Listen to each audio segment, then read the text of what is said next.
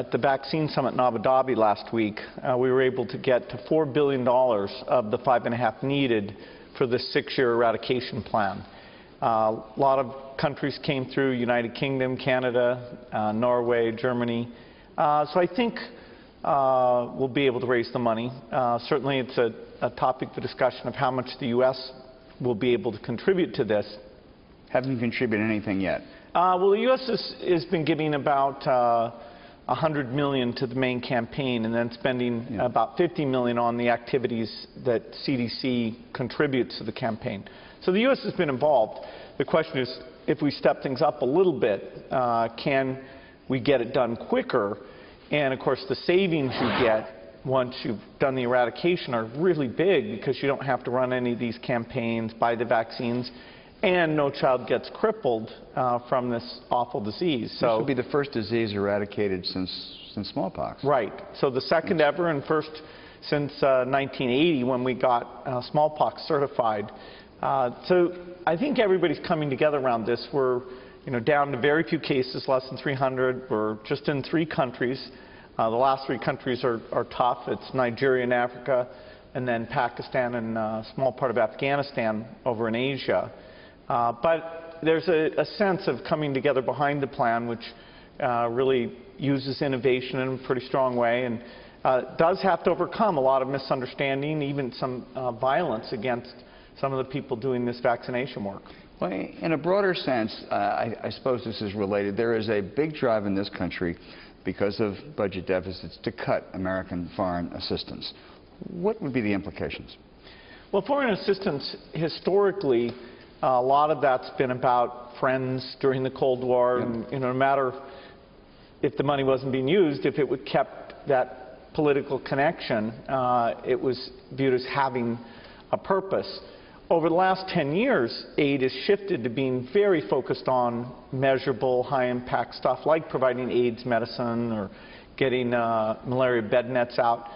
And so it's an exciting story that is really helping these countries out and lifting them up. And that's why I've chosen in the priorities of the Gates Foundation to give the majority to these health causes in poor countries. But public assistance is vital here. Oh, absolutely. For all you do, and in this country, there's not a huge political constituency, as important as it is when you face tough budget situations. Right. The ideal would be is if we could get taxpayers to actually go and visit and see these things, and actually, for as many people possible, we want to do that. Even when we can't do that, though, we do need to really tell the story of the effectiveness. The U.S. is about $30 billion a year, which is under 1% of the budget, but that is the primary funding for anti-malarial work, for HIV drugs. Our foundation has about $2 billion in that area, so it's helpful. But if U.S. assistance is cut, it would mean stopping the progress that is so exciting right now.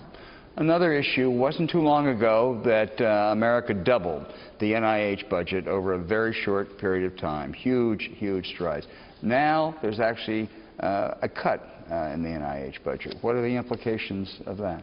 Well, it's almost hard to believe that in the face of medical challenges and medical costs that you'd cut the upfront research, which, if it's prioritized properly, actually will give you solutions to keep medical costs at a reasonable level. And it's only through the sequestration process that happened. I don't think either party would get up and say, hey, isn't it fantastic that we're doing less medical research? But in fact, that is what's happened. And it has a disproportionate effect because it wasn't really expected that young investigators who are often doing novel things suffer disproportionately, and it even is going to affect how many go into the field, and diseases of all kinds. Or go elsewhere. Yeah, or they could go to other countries, or not. The research, to some degree, won't get done because the U.S. is the primary funder, and it includes infectious diseases like working on a vaccine for HIV, which the U.S. government funds even more than our foundation does. So that, I think if you really talk through priorities, you'd want to restore NIH at least back to where it was. You mentioned sequestration, and I suspect you, like most people, Republicans and Democrats, think it's a bad idea. It's a meat-axe approach. What would you replace it with? Well, it's interesting. How do you get the challenge that essentially voters will often say, we want to pay less taxes, but we want more government services. Right. And so, keep your hands off my Medicare. Right. Your government's hands so off. It's very complex to talk about these trade-offs, and how could you have people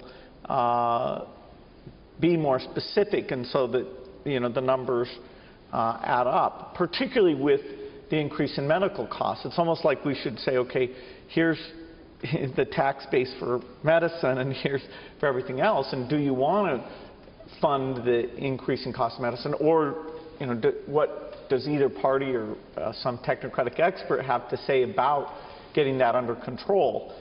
Very clearly, it's this mandatory spending that creates a long-term problem. And so, we really need a pretty deep discussion about are we going to bring some additional efficiency, which is very difficult to do to those things, or are we going to have the revenue base that is needed to support it? Taking down the non-discretionary, non-defense to fund Medicare, Medicaid, very quickly you'd have to wipe out a very large portion of programs that fund the future, like research and education. And you still, if the medical cost rise is inexorable, you still won't have really gotten rid of the problem. That discretionary, you already are at the lowest level in about 60 years. Some of it's a trade-off, a generational trade-off, though, isn't it? I mean, if you're going to spend more on kids, you're going to spend more on education, you're going to spend more on children's health care programs. To some extent, you're going to have to spend less on Medicare, on those sorts of health care spendings, and we're going to have to find ways to muster the political will to do that, aren't we? Yeah, a little bit. It does relate to the investment in the young and the future, which you put education and medical research in there, versus the medical and retirement needs. And those are tough trade-offs, because those are both very important things. And it's only connected through, the mathematics of, okay, how does the revenue from various sources add up? We've got a huge challenge. Because it can't just be efficiencies. I mean, everybody's for that. There probably ought to be more done. But some of it has to be actual benefits at some point, doesn't it? Sure. The medical space and why you have the increase there, I wish there was a very deep discussion, and we were really engaging people, looking at the data and trying to understand what that is. Every country is seeing medical costs go up, but we are at a uniquely high level. It's about 18% of GDP, and many others run systems that are comparable for closer to 11% of GDP. But it's not like it's some simple inefficiency that somebody can just wave a wand. And is Obamacare going to make that cost curve better or worse?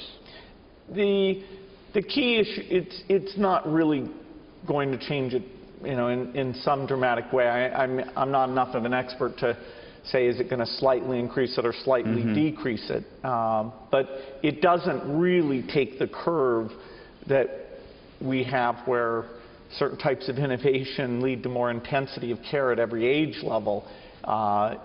It's not directly addressing that piece. We're talking about the need for investments in health care and education and foreign assistance. And yet the purpose of this meeting at the Peterson Institute today is debt and deficits and finding out ways to reduce those, which means something has to give. You talked about entitlements a moment ago. Revenues also. Do we need more revenues? Well, it's particularly because if we could magically not have medical costs going up, then the amount of additional revenue you need some to get the deficit level down and to deal with the number of workers to retiree type ratio. But it's actually not that dramatic if you assume we don't have future wars, and so we really are bringing a lot of those costs down. The deficit, assume your goal is to get it below the rate of economic growth, and so as a percentage of the economy, it's staying constant, and that these war expenses really don't come back in some form, then we're not that far away, other than the long-term medical challenge. But where would you get revenues? If you have to get some, whether it's a lot or not, would it be individual taxes? Would it be corporate taxes? Would it be capital gains? Would it be in the wealthy? I mean, where would you get it? Well, because my full-time work is the foundation, where I'm talking a lot about the global health assistance and the educational programs, that's where I really feel like I have expertise, learnings from the money we spend and what the foundation is doing. I'm less of an expert about the trade-offs on how you get the revenue.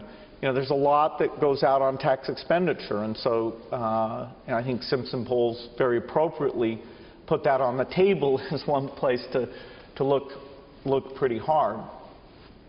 Well, that's true, but of course the question is someone has to pay more. I mean, we can do it through tax expenditures, we can do it through rates, you can find ways to do it. And the question is whether we had a tax increase back in January. Do the wealthy have to pay yet more in this country, or have we reached a point where that's counterproductive? Well, I think there's no doubt that as you look at balancing budgets, to the degree you need more revenue, the tax expenditure benefits that go to the wealthiest, or taxes related to the wealthiest, that you're going to have to get a little bit more from them proportionately than you get from people as a whole. I think that's pretty likely. You are with the foundation. That's where you spend, you do extraordinary work all over the globe, but you also are one of America's most successful businessmen, so you have a sense of what impact things have in the economy. Does the notion of a value-added tax have any appeal to you as an economic and social policy? Oh, sure. But I think it's very unlikely. When people talk about radical changes, I just think the probability of them happening is very, very low, because we seem to have a very hard time changing the status quo at all, and most of taxpayers have planned to some degree around the current system, and so if you do something that's very different, even getting rid of the major deductions, then you almost need to have a transition period, and there's certainly going to be some winners and losers in those things. The political audacity to go to something very different just doesn't seem to be in the cards. One of the things that almost everyone agrees on is that we would do better if we had more economic growth. There's no one opposed to economic growth. That's easy. But there is a great debate going on around the world about in the post-2008 crisis. Should we stress austerity? The Brits are certainly doing that. And there are others who say that's a huge mistake and we ought to really be talking about investment and spending now to get us back to where we were beforehand. Where does Bill Gates come down in this argument?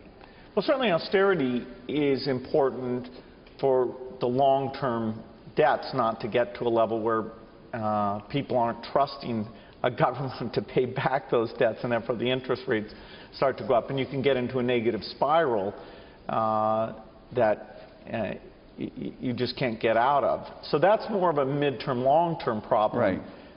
And certainly if you look at the leading indicators of that, is that problem near at hand, you'd look at interest rates and you'd say, no, that one's not near at hand. It's a very serious problem. And then you have the short-term need that, amazingly, with stimulus, both in terms of deficit spending and in terms of low interest rates, the economy isn't generating as many jobs as we'd like it to. And so squaring this one, where in the near term you want to keep the the push on the economic growth as strong as you can, and yet show that you're not going to let the increase in medical costs put you in a position where people should start to doubt your debt repayment, which in the case of the U.S., because of our record, you know, people will trust us way longer than they would trust anyone else.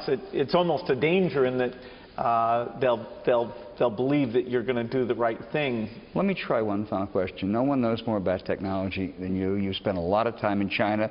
It's a story this morning that the U.S. is accusing the Chinese military of engaging in hacking.